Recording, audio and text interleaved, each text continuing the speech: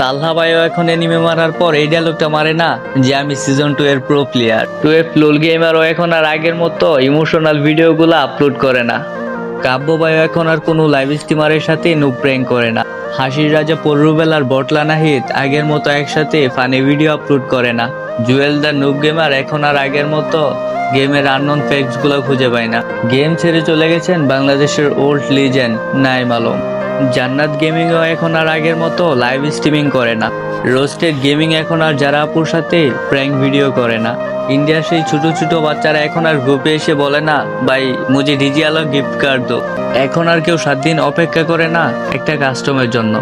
আর ওই রাত জেগে গ্লোরিটাও কেউ পূরণ করে না। এখন আর গ্রুপে হিপহপ আসলে বলে না ভাই বিগ ফ্যান ভাই ফ্রেন্ড রিকোয়েস্ট অ্যাকসেপ্ট করো। দিন দিন সবাই এই গেমটা ছেড়ে চলে যাচ্ছে। হয়তো একদিন আমিও এই গেমটা ছেড়ে চলে যাব। গেমটা পড়ে থাকবে প্লে স্টোরের বুকে।